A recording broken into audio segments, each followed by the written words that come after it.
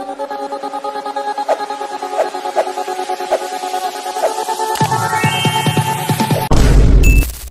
Hello நம்ம இன்னைக்கு இந்த வீடியோவில் எந்த விஷயத்தை பற்றி பேச போகிறோம், யாரை பற்றி பேச போகிறோம் அப்படின்னு சொல்லி கேட்டோம் அப்படின்னா, பல நூற்றாண்டுகளாக வந்துட்டு மகாராஷ்டிராவில் இருக்கக்கூடிய அவுரங்கசீப் அவருடைய கல்லறை வந்துட்டு பார்த்தோம் அப்படின்னா திடுதிப்புன்னு இப்போ இடிக்கப்படணும், அங்கே வந்துட்டு அவருடைய கல்லறை இருக்கக்கூடாது அப்படின்னு சொல்லிட்டு ஒரு செட் ஆஃப் பீப்புள்ஸ் கிளம்பி இருக்காது.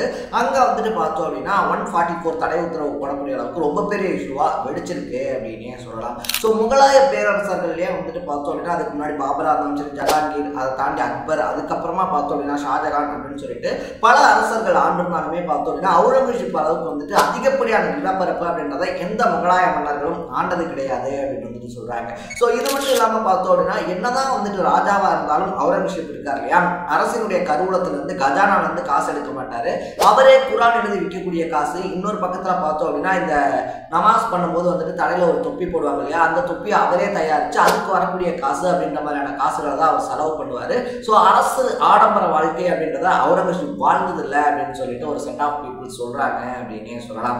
இன்னும் ஒரு சிலர் வந்துட்டு பார்த்தோம் அப்படின்னா அவுரங்கசீப் மாதிரி வந்துட்டு கொடூரம் யாருமே இருக்கக்கூடிய முடியாது வரலாறுல. ஏன்னா அவர் வந்துட்டு பார்த்தோம் அப்படின்னா மராத்திய மன்னரான சிவாஜி இருக்கார் இல்லையா, சிவாஜியுடைய மகனை வந்துட்டு அவ்வளவு கொடூரமா வந்து கொலை பண்ணாங்க. ஸோ மக்கள் மத்தியில் அவ்வளவு கொடூரமா கொலை அப்படின்றத வந்துட்டு பண்ணாங்க. ஏன்னா சிவாஜியை பொறுத்த வரைக்குமே பார்த்தோம் அப்படின்னா மராத்திய மன்னன் சிவாஜி இருக்கார் இல்லையா, அவர் வந்துட்டு அந்த இந்து தலைவராக பார்க்கப்பட்டாரு அப்படின்னு சொல்லலாம். ஸோ இந்து மன்னராக இருந்த ஒருத்தர் வந்து கொலை பண்ணதுனால அவுரங்கசீப் அந்த காலகட்டத்தில இருந்தே பார்த்தோம்னா இந்து மக்கள் வந்துட்டு வெறுக்கிறாங்க அப்படின்னு வந்துட்டு சொல்லப்படுது.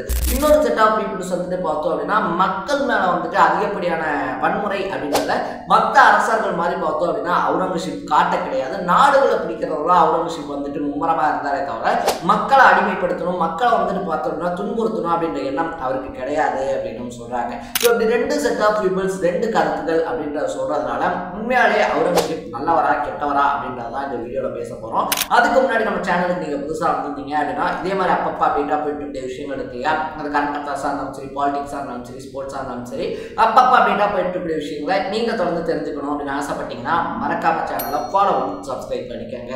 ஸோ ஃபர்ஸ்ட் ஆஃப் ஆல் நம்ம முன்னாடியே சொன்ன மாதிரி பார்த்தோம் அப்படின்னா பாபருடைய ஆட்சி காலத்துல இருந்து பல மன்னர்கள் ஆண்டிருந்தாலும் கூட பார்த்தோம் அப்படின்னா அவுரங்கசீப்பினுடைய ஆட்சி காலம் அப்படின்றதான் முகலாய பேரரசை தூக்கி நிறுத்தின ஆட்சி காலம் அப்படின்னு சொல்லலாம். ஏன்னா வடக்கு ஃபுல்லா பார்த்தோம் அப்படின்னா பெரும்பாலான பகுதிகளை வந்துட்டு அவுரங்கசீப் தன்னுடைய கட்டுப்பாட்டுக்குள்ள வச்சிருந்தாரு அப்படின்னு தான் சொல்லணும். முன்னாடியே சொன்ன மாதிரி ஒரு செட் ஆஃப் பீப்புள்ஸ் என்ன சொல்றாங்க அப்படின்னா அவுரங்கசீப் வந்துட்டு கொடூரம், ஏன்னா மற்ற ஹிந்து மன்னர்கள் இருக்காங்க இல்லையா அவங்கள வந்துட்டு பார்த்தோம் அப்படின்னா சிறை பிடிப்பாரு. சிறை பிடிக்கிறதோட மட்டும் இல்லாமல் பார்த்தோம் அப்படின்னா வடக்கில் இருக்கக்கூடிய பெரும்பாலான கோயில்களை சேதப்படுத்துறதுல அவுரங்கசீப்பினுடைய பங்கு அப்படின்றது எக்கச்சக்கமா இருக்கு. காசியில் இருக்கக்கூடிய ஆலயத்தில் ஆரம்பிச்சு குஜராத்தில் இருக்கக்கூடிய பல கோயில்கள், அது மட்டும் இல்லாமல் பார்த்தோம் அப்படின்னா உத்தரப்பிரதேசத்தில் இருந்த பல கோயில்கள் அப்படின்றத இடிச்சுதான் பார்த்தோம் அப்படின்னா அவர் மசூதி அப்படின்றத கட்டியிருக்காரு அப்படின்னு சொல்லிட்டு சொல்றாங்க. இன்னொரு செட் ஆஃப் பீப்புள்ஸ் என்ன சொல்றாங்க அப்படின்னு சொல்லி பார்த்தோம்னா அவுரங்கசீப் அப்படி வந்துட்டு பண்ணது கிடையாது. நாடுகளை வந்துட்டு பிடிப்பாரே தவிர மக்களை கட்டாய மதமாற்றம் அப்படின்றது பண்ணது கிடையாது. அது மட்டும் இல்லாம பார்த்தோம் அப்படின்னா அவர் வந்துட்டு இந்த மாதிரி கோயில்களை இடிச்சு அதுக்கு மேல வந்துட்டு மசூதி கட்டினாரா அப்படின்னு சொல்லி கேட்டோம்னா கிடையாது. மசூதிகள் நிறைய கட்டினாரு இல்லை அப்படின்னு தான் சொல்ல முடியாது. ஆனா கோயிலை கட்டி, கோயில் இருக்கு இல்லையா, கட்டின கோயிலை இடிச்சுட்டு மேல கட்டினாரா அப்படின்னு சொல்லி கேட்டோம் அப்படின்னா அப்படி வந்துட்டு சொல்லிட முடியாது அப்படின்னு வந்துட்டு சொல்றாங்க அப்படின்னே சொல்லலாம். ஸோ இந்த இருவேறு கருத்துகள் அப்படின்றது இருக்கும்போது ஏன் திடுதிப்புன்னு அவுரங்கசீப் எதிர்க்கிறாங்க அப்படின்னு சொல்லி பார்த்தோம் அப்படின்னா நம்ம முன்னாடியே சொன்ன மாதிரி வந்துட்டு சிவாஜியினுடைய மகனை வந்துட்டு கொடூரமா கொண்டது அவுரங்கசீப்பின் மேலே வந்துட்டு ஒரு அழிக்க முடியாத கோபம் அப்படின்றது மராட்டிய மக்களுக்கு கொடுத்துருக்கு அப்படின்னு வந்துட்டு சொல்றாங்க. ஸோ இப்போ வரைக்குமே வந்துட்டு அவுரங்கசீப்பினுடைய கல்லறை அப்படின்றது இருக்குது இல்லையா, அது ஒரு நாளைக்கு சர்வசாதாரணமா 2000-3000 பேர் பார்த்துட்டு போறாங்க அப்படின்னு சொல்றாங்க.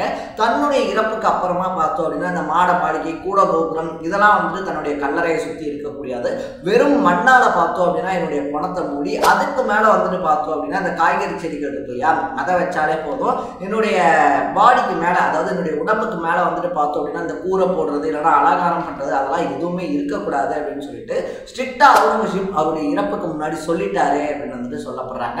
அதனாலதான் பார்த்தோம் அப்படின்னா இந்தியாவுடைய பெரும் பகுதி ஆட்சி செஞ்ச ஒரு பேரரசனுடைய அந்த சமாதி அப்படின்றது அவ்வளவு சிம்பிளா இருக்கு அப்படின்னு வந்துட்டு சொல்லப்படுது.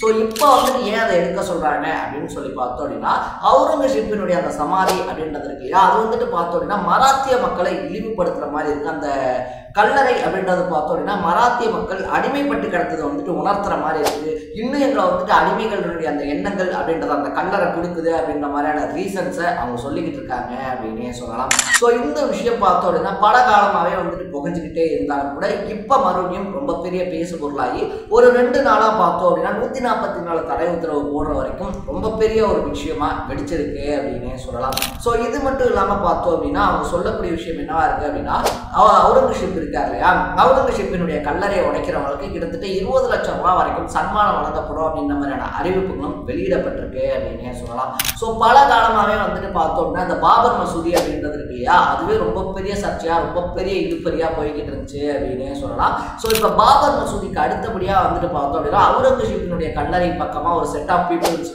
பார்வை அப்படின்றத திருப்பி இருக்கிறது அடுத்த ஒரு கலவரத்துக்கு ரெடி பண்றதுக்கான வாய்ப்பு அப்படின்றத ஏற்படுத்திட்டாங்க அப்படின்னு தான் சொல்றாங்க. ஏன்னா பல ஆண்டுகளா இருக்கக்கூடிய ஒரு கல்லறை, பல ஆண்டுகளுக்கு முன்னாடி பல நூற்றாண்டுகளுக்கு முன்னாடி இறந்து போன ஒரு கல்லறை இருக்கு இல்லையா, அந்த கல்லறையை வந்துட்டு இப்ப இடிச்சே ஆகணும், அது வந்துட்டு இங்க இருக்கக்கூடாது அப்படின்னு சொல்றது பார்த்தோம் அப்படின்னா அது அப்படி இடிக்கிறதுக்கு உத்தரவு அப்படின்றது வரக்கூடிய பட்சத்துல அவுரங்கசீப் ஆதரிக்கக்கூடியவர்கள் முக்கியமா முஸ்லிம்கள் இருக்காங்க இல்லையா, அவங்க மத்தியில் அது ஒரு அதிருப்தி அப்படின்றத ஏற்படுத்தும். இதனால வந்துட்டு பார்த்தோம்னா மகாராஷ்டிரால இனக்கலவரம் ஏற்படுறதுக்கான வாய்ப்பு இருக்கு அப்படின்னு சொல்றாங்க. ஸோ அவுரங்கசீப் ஆதரிக்கக்கூடியவங்க என்ன சொல்றாங்க அப்படின்னு சொல்லி கேட்டோம் அப்படின்னா அவருக்கு ஒன்றும் அவ்வளவு ஆடம்பரமான கல்லறை அப்படின்றது கட்டப்பட கிடையாது. அவருடைய மத குருவான ஷேக் சைனுதீனுக்கு பக்கத்துல வந்துட்டு பார்த்தோம் அப்படின்னா ஒரு சின்ன மணல் மேட்டில் தான் அவருடைய உடல் அப்படின்றது மூடப்பட்டிருக்கு. பல நூற்றாண்டா இருக்கக்கூடிய சமாதியை இப்போ வந்துட்டு தோண்டி எடுக்கணும், இல்லைன்னா அங்கிருந்து அப்புறப்படுத்தணும் அப்படின்னு சொல்றது இருக்கு இல்லையா, இந்தியாவுடைய தேசிய அடையாளங்கள்ல ஒன்றா பாதுகாக்கப்படக்கூடிய ஒரு விஷயத்த வந்துட்டு தோண்டி எடுத்து வீசணும் அப்படின்னு சொல்றது ஏற்றுக்கக்கூடிய ஒரு விஷயமா இல்லை அப்படின்னு சொல்லிட்டு பேச ஆரம்பிச்சிருக்காங்க அப்படின்னே சொல்லலாம். ஸோ இதனால 2 நாளாக பார்த்தோம் அப்படின்னா நாக்பூர்ல ஒரு மத கலவரம் அப்படின்றது ஏற்படுறதுக்கான எல்லா சாத்தியக்கூறுகளும் உருவாகிட்டு இருக்கு அப்படின்னு தான் சொன்னேன். ஸோ பல நூற்றாண்டுகளுக்கு முன்னாடி இறந்த ஒருத்தருடைய கல்லறையை இப்போ வந்துட்டு இடிக்கணும் அப்படின்னு சொல்லக்கூடிய அந்த ஒரு வாதத்தை நீங்க எப்படி பாக்குறீங்க? இந்த விஷயத்தை பொறுத்த வரைக்குமே உங்களுடைய பாயிண்ட் ஆஃப் வியூ என்ன அப்படின்றத கமெண்ட்ல போட்டு இதே மாதிரி அப்பப்போ அப்டேட்டா போயிட்டு இருக்கக்கூடிய விஷயங்கள், அது கரண்ட் அஃபேர்ஸாக இருந்தாலும் சரி, பாலிடிக்ஸாக இருந்தாலும் சரி, ஸ்போர்ட்ஸாக இருந்தாலும் சரி, அப்பப்போ அப்டேட்டா போயிட்டு இருக்கக்கூடிய விஷயங்களை நீங்க தொடர்ந்து தெரிஞ்சுக்கணும் அப்படின்னு ஆசைப்பட்டீங்கன்னா மறக்காம சேனலை ஃபாலோ பண்ணி சப்ஸ்கிரைப் பண்ணிக்கோங்க. நாளைக்கு இதே மாதிரி ஒரு இன்ட்ரெஸ்டிங்கான வீடியோட சந்திக்கலாம். தட பை பை.